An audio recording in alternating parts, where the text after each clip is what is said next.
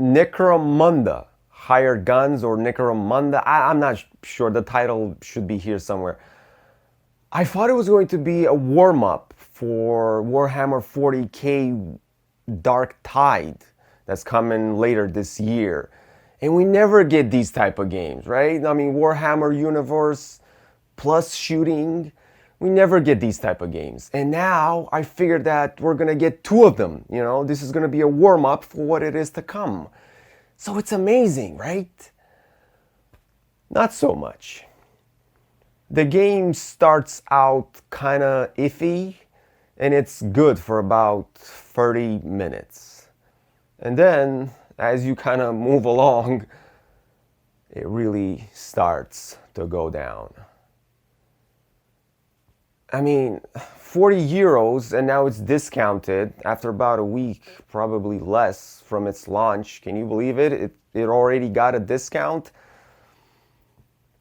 I wanted something better. What happened? I really appreciate a well-made, polished game. I mean, don't we all? When developers really take their time, even if they have to delay the release date just so they can get it right, that's satisfying.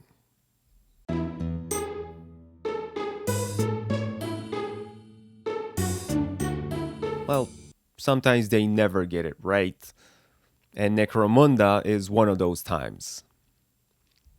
It's a shooter that feels a bit like Doom, not too much, with some small RPG elements, but then again, you heard it before, because nowadays all the shooters have the same exact mix. Combat is brutal and very violent, but that doesn't make it good, just makes it gory for the sake of gore. You have finishing kills. When you're surrounded by bad guys, just keep grabbing them one after another. Sometimes they actually stand in line in front of you. You'll be able to replenish your health via a skill that you get at the beginning of the game. And when you are in that animation, you don't take damage. You basically become invincible. You can exploit this for 8 hours, maybe, up until the end of the game. It's broken. You can summon your dog with a squeaky toy. You can even pet him. I guess that's cute. And he will be able to highlight enemies around you. If you're patient enough, point him in the right direction, he will attack one of them. Upgrading your dog, unfortunately, is horrible if you're a dog lover or any animal lover for that matter. I mean, seriously, guys, someone needs to call PETA on this one, because it's just gross. Each cybernetic implant gradually destroys the animal. At the end, making the poor little guy, you think like he's actually visibly in pain. This dog feature, you're using your pup as a living weapon, sucks. Like, really sucks. It's not even useful, right? Because you're constantly jumping everywhere, bouncing up and down. The dog can't keep up. I guess it highlights enemies, and that's kind of about it. Frame rate dips are very common. It's not just my computer, I checked. The performance is absolutely all over the place for a game that only looks good at best. When you set everything to max, reducing it to high settings just so you can get a couple more extra frames makes it look boring and outdated. Yet the performance is still unstable. Wait, no, wait. It gets worse. In places with high density enemies, which they are quite a lot of them, you need to move fast so you can stay alive, right? Making the game even more laggy. When you need those steady frames the most, it just lets you down, creating frustration. And, it's disappointing. What's up with the guns? I mean, I feel like the guns were meant to be at, let's say, default size 1x. Someone took the slider and increased it to 1.5x.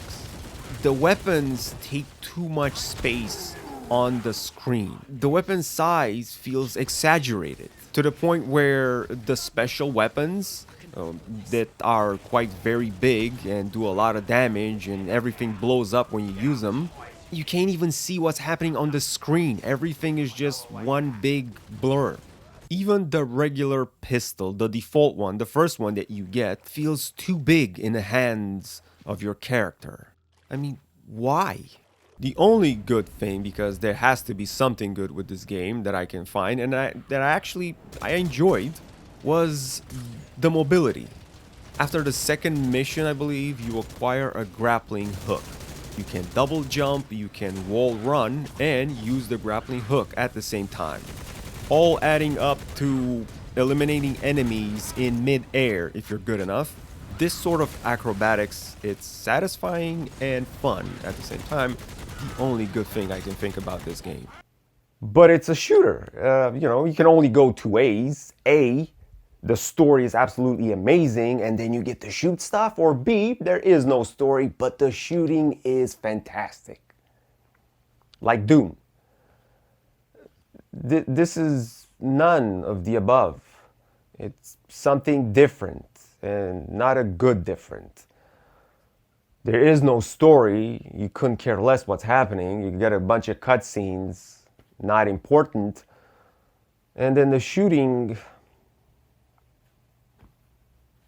I bought this just so I can turn off my brain after a hard day's work and just relax.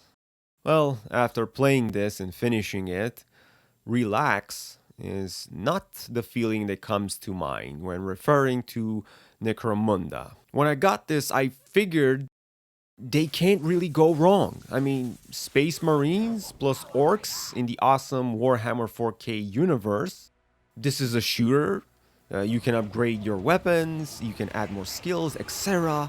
It really feels like a recipe for something brilliant. Well, it's not. 40 euros. The game starts out, I guess, a bit promising. You just keep on playing it.